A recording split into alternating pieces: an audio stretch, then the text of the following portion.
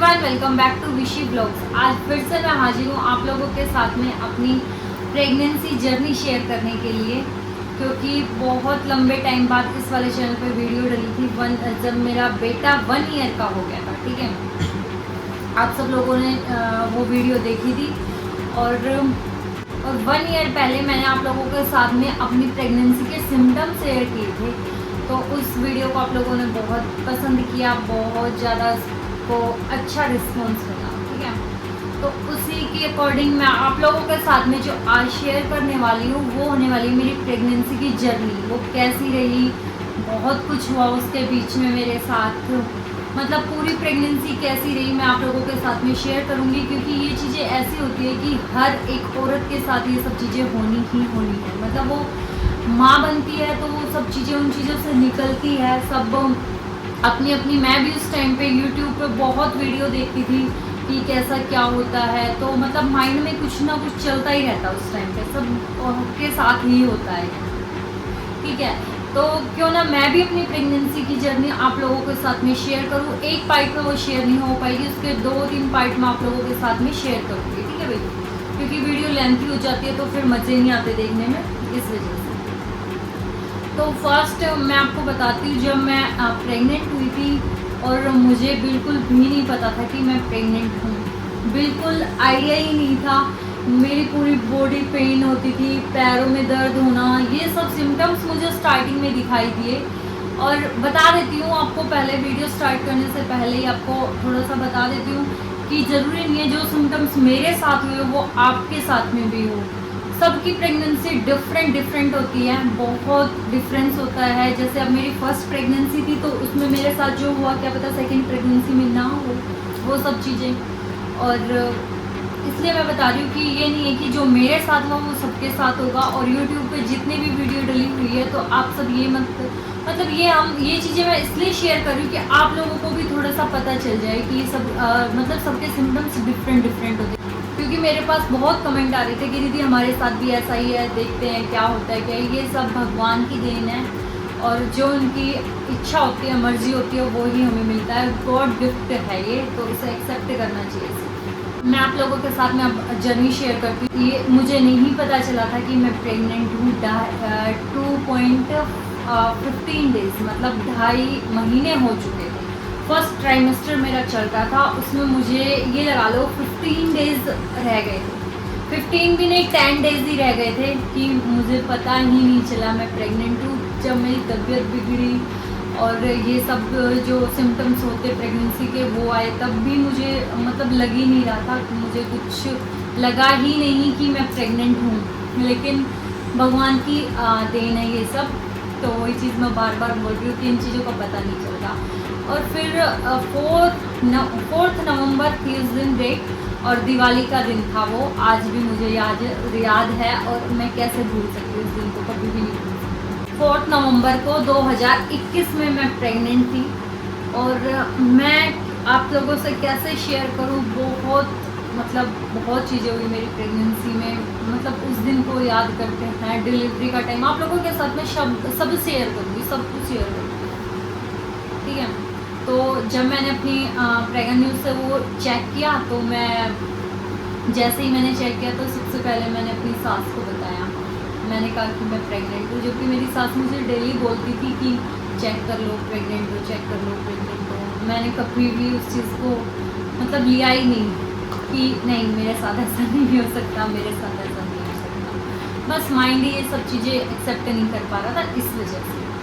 ठीक है, और उसके बाद मैंने अपने हस्बैंड को बताया कि मैं प्रेग्नेंट हूँ। वो सो रहे थे, सुबह का टाइम था और अमावस्या का दिन था। दिवाली और अमावस्या एक ही दिन जैसे होती है ना, तो उसी का टाइम था वो।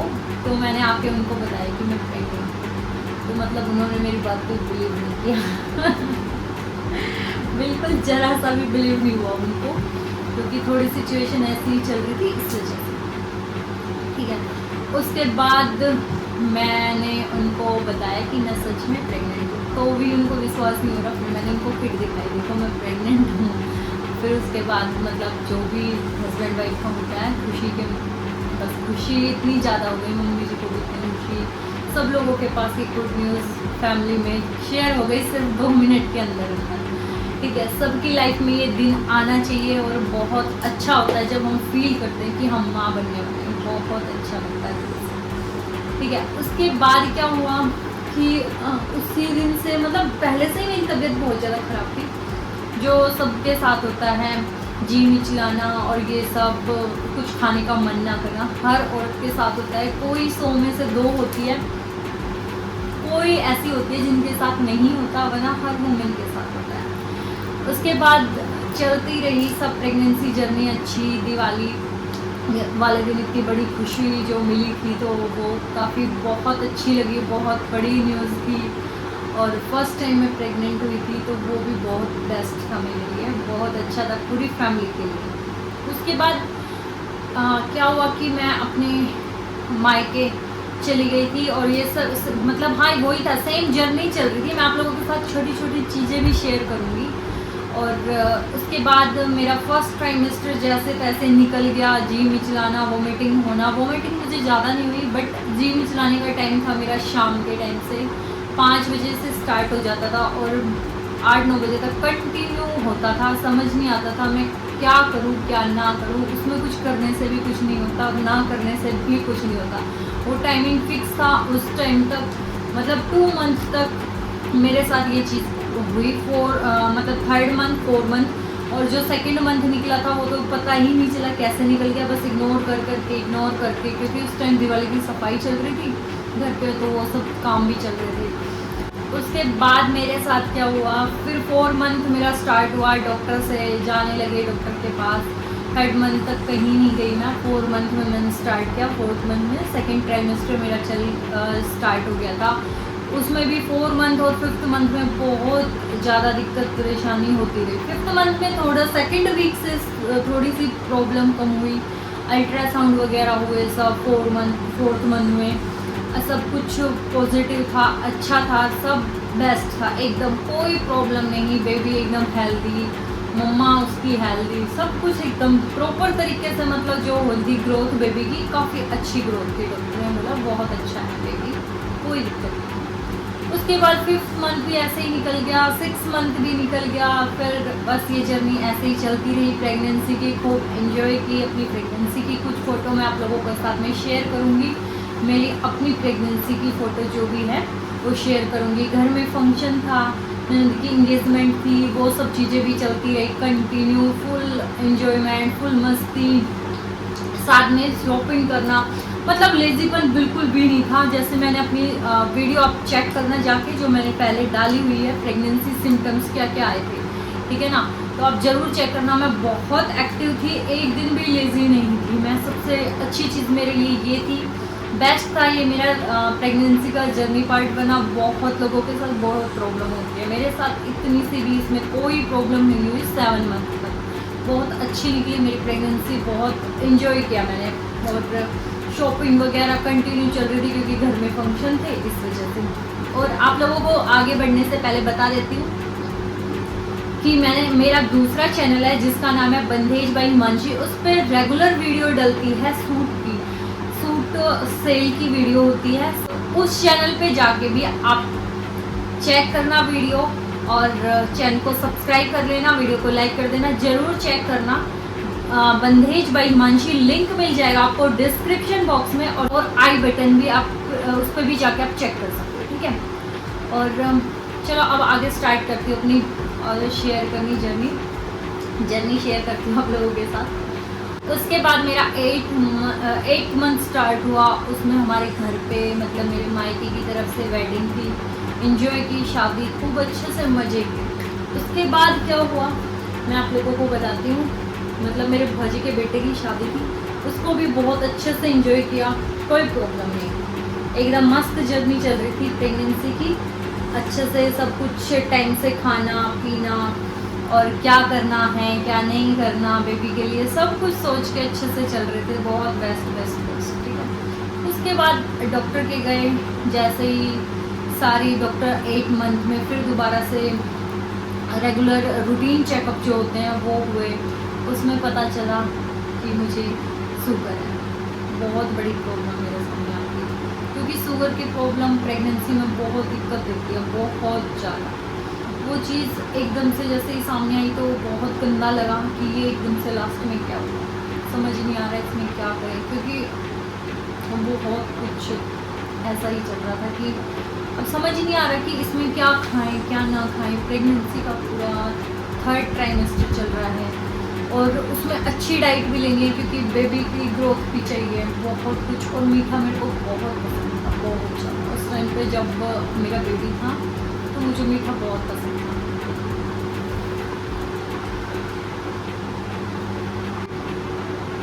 ठीक है, उसके बाद वो ये कंटिन्यू वो भी चलता रहा 8 मंथ। एक दिन निकालना मतलब बहुत मुश्किल हो रहा था मेरे लिए।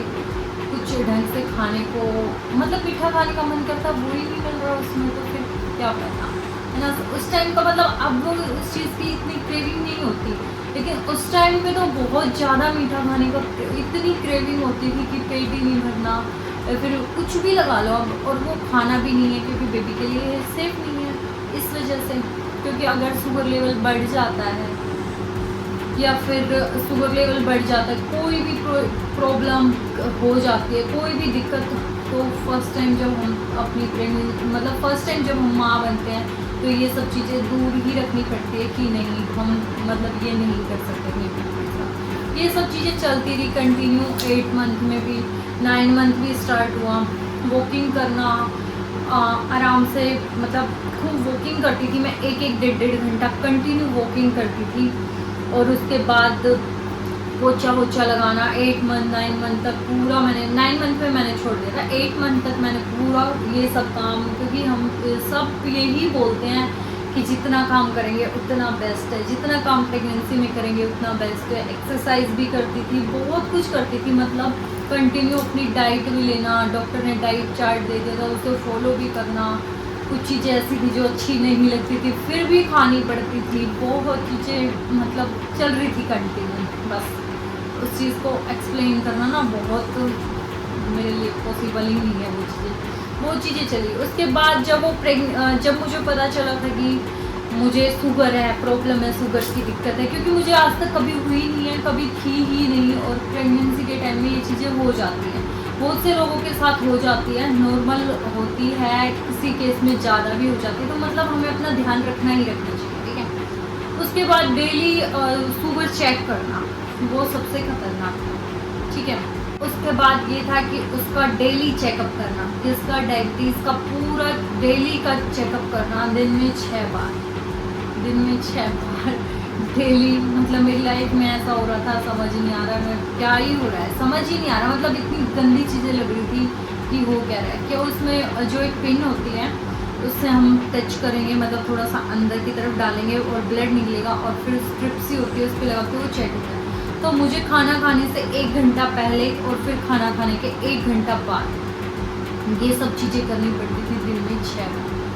दिन में 6 बार मुझे ये करना ही करना था, और डेली का लिखना भी था, क्योंकि नेक्स्ट वीक में डॉक्टर को दिखाना। हर वीक मेरा डॉक्टर से जाना होता था, डॉक्टर के पास हर वीक में। वेडनेसडे का दिन था मेरा, हर वीक में जाना होता था। और मतलब दिन में 6 बार चेक करो, पहले तो डायबिटीज़ का टेस्ट करो, उसके बाद जाके डॉक्टर को दिखाओ, वो बताएंगे आपकी सही है या नहीं है, आपको अब क्या डाइट चार्ट चाहिए, आपको क्या डाइट चाहिए। मतलब बहुत अजीब सी फीलिंग आ रही थी उस टाइम पे। इतनी अच्छी प्रेगनेंसी के लास्ट में मतलब इतना बकवास हो गई थी, ये तो नहीं बोल सकती मैं, बकवास हो गई थी, गलत चीज़। मतलब प्रेगनेंसी इतनी अच्छी चल रही है, उसके बाद एकदम से ऐसा हो जाए तो कैसा लगेगा ना। वही मेरे साथ चल रहा था, मतलब मुझे बिल्कुल अच्छा नहीं लग रहा था उस टाइम पे कि ये मेरे साथ क्या हो रहा है। मतलब एक तो, और फिर सबसे बड़ी बात, एक टमी का जो साइज़ होता है उससे परेशान हो जाते हैं 8 और 9 मंथ में। मतलब जो 3rd ट्राइमेस्टर रहता है ना, उसमें ये सबसे बड़ी प्रॉब्लम आ जाती है। और मेरा वेट था 55 के अराउंड, और मेरा 55 नहीं, मेरा वेट था 60 जब मैं प्रेग्नेंट नहीं थी, और फिर मेरा वेट हो गया था 84। तो ये भी मेरे लिए बहुत, मतलब वो फ़ोटो मैं शेयर करूँगी आप लोगों के साथ में। टमी का साइज़ इतना इंक्रीज़ हो जाना, और फिर बहुत प्रॉब्लम, उठने में बैठने में दिक्कत। मतलब एक पैर 9 मंथ का लास्ट जो वीक चलता है ना, उसमें मतलब सबसे ज़्यादा प्रॉब्लम यूरिन की होती है, तो उसके लिए अगर थोड़ा भी 2 सेकंड भी लेट हो जाती थी मैं, तो समझ नहीं आता था चल के कैसे जाना है। तो ये सब चीज़ें प्रेगनेंसी में होती है, बहुत दिक्कत देती है, हर औरत के साथ होती है, हर लेडीज़ के साथ होती है ये प्रॉब्लम। ये वाली प्रॉब्लम तो सबके साथ ही होती है, ठीक है। प्रेगनेंसी में बार बार यूरिन का आना सबसे बड़ी, और लास्ट वीक में तो ये इतनी ज़्यादा बढ़ जाती है, 9 मंथ के लास्ट वीक में बहुत ज़्यादा बढ़ जाती है, ठीक है। और उसके बाद क्या हुआ मेरे साथ वो भी बता देती हूँ आप लोगों को। 9 मंथ मेरा स्टार्ट हो गया, और हाँ 9 मंथ मेरा स्टार्ट हो गया। उसके बाद मतलब मेरी प्रेगनेंसी चल रही थी सेम बढ़िया एकदम। 15 डेज़ हो चुके थे 9 मंथ के, मतलब 15 डेज़ जा चुके थे, 15 डेज़ ही बचे हुए थे। तो उसमें क्या हुआ, मेरी सास मतलब सीढ़ियों से गिर गई, ठीक है। अब उनका गिर जाना ये तो मेरे लिए, क्योंकि वो सारी हेल्प करती थी मेरे काम में, बहुत ज़्यादा हेल्प, मतलब मेरा मन करता था कर लेती थी, वरना छोड़ देती थी। क्योंकि उस टाइम पे ऐसा ही होता है, किसी चीज़ में मन करता है, किसी में नहीं होता। बहुत मतलब अजीब सा ही फील होता है उस टाइम का। जो भी समझ पा रहे हैं, जो प्रेग्नेंट हैं, मेरे मतलब मेरे लिए जो प्रेग्नेंट है उनको सबको पता है कि ये सिचुएशन कैसी होती है। मेरी सास सीढ़ियों से गिर गई है, उसके बाद मतलब मेरे पे एकदम से काम का प्रेशर आना, या फिर क्योंकि उनकी भी तबीयत ख़राब हो गई थी, उनकी भी बैक पे लग गई थी, तो इस वजह से थोड़ी सी दिक्कत आ गई, प्रॉब्लम आ गई मेरी प्रेगनेंसी में। मतलब मुझे ये समझ नहीं आ रहा था अब मैं इस चीज़ को करूँगी तो करूँगी कैसे। क्यों, कोई चीज़ अगर नीचे गिर जाती है तो उसे उठाना भी मतलब 86 किलो वेट हो चुका था मेरा, और वो चीज़ नीचे उठा मतलब नीचे गिरी हुई चीज़ को उठाना भी ना मेरे लिए ये लग रहा था मैं इसको कैसे उठाऊँ, समझ नहीं आती थी चीज़ें। वो टाइम भी निकल गया किसी न किसी तरह। और फिर आगे की जर्नी मैं आप लोगों के साथ में आगे शेयर करूँगी, बताऊँगी, और आगे मेरे साथ क्या क्या हुआ। डिलीवरी के टाइम मेरे साथ क्या हुआ, वो भी खतरनाक वाली डिलीवरी जिसे बोलते हैं ना, वो हुई थी मेरे साथ। आगे की जो जर्नी है वो शेयर करूँगी मैं नेक्स्ट पार्ट में। आप प्लीज़ ज़रूर देखना कैसी क्या प्रेगनेंसी मतलब प्रेगनेंसी की जर्नी मैंने बहुत सी हद तक शेयर कर दी है, लास्ट में शेयर करूँगी, वो ज़रूर देखना। और चैनल को सब्सक्राइब कर लेना, वीडियो को लाइक कर देना, और आपके लिए हेल्पफुल हो तो लाइक कर देना, ठीक है। जो भी प्रेग्नेंट लेडी देख रही है, किसी की भी वीडियो पे जाके आप ये मत सोचा करो उसके ये सिम्टम है, उसके साथ ये हुआ तो मेरे साथ। किसी के साथ कुछ होता है, किसी के साथ प्रेगनेंसी में कुछ सिम्टम होते हैं, डिफरेंट सिम्टम होते हैं, सबकी प्रेगनेंसी एक जैसी नहीं होती। मैं बार बार ये ही बताऊँगी, बस मेरा मन था कि मैं अपनी प्रेगनेंसी यूट्यूब पे शेयर करूँ, इस वजह से मैंने अपनी प्रेगनेंसी यूट्यूब पे शेयर की है। और आगे जो मैं शेयर करने वाली हूँ मतलब डिलीवरी से रिलेटेड ही शेयर करूँगी। उस टाइम पे क्या हुआ, बहुत कुछ हुआ मेरे साथ, मैं आप लोगों के साथ में ज़रूर शेयर करूँगी।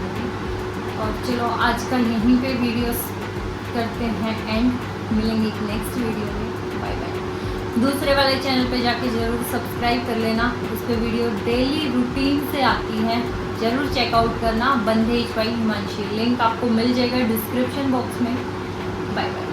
चलो करो बंद, बना दी मैंने जो मेरे मन में आया, रोतड़ू भी हो गई थी बीच में।